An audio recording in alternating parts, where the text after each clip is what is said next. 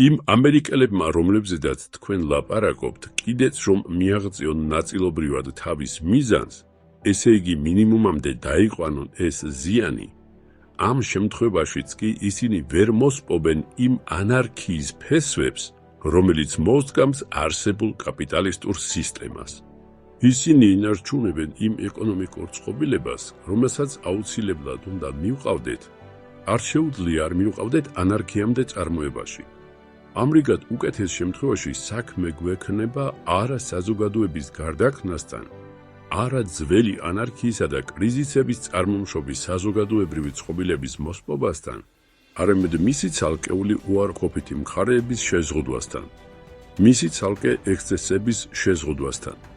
სუბიექტურად ეს ამერიკელები შეიძლება კიდეც ფიქრობენ, რომ საზოგადოების გარდაქმნას ახდენენ, მაგრამ ობიექტურად მათ რჩებათ საზოგადოების ახლანდელი ბაზა.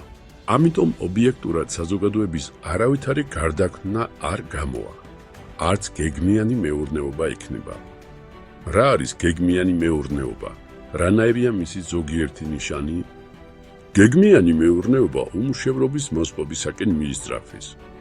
დავუშვათ, რომ მოხერხდა კაპიტალისტური წყობილების შენარჩუნების პირობებში უმუშევრობის ერთგვარ მინიმუმამდე დაყვალა.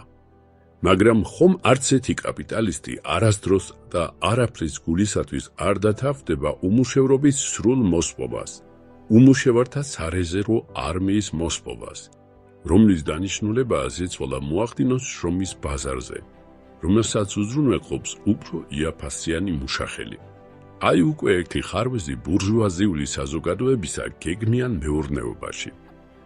შემდეგ გეგმიანი მეურნეობა გულისხმობს, რომ ძლიერდება წარმოება მრეწველობის იმ დარგებში, რომელთა პროდუქტები განსაკუთრებით ესაჭიროებათ ხალხის მასებს.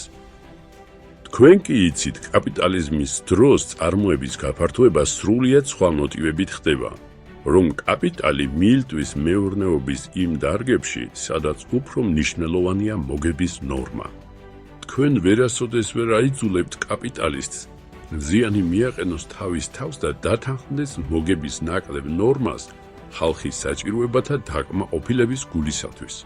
თუ არ განთავისუფლდით კაპიტალისტებისაგან, თუ ბოლო არ მოუღეთ საწარმოო საშუალებებზე კერძო საკუთრების პრინციპს, ისე თქვენ გეგმიან მეურნეობას ვერ შექმნით.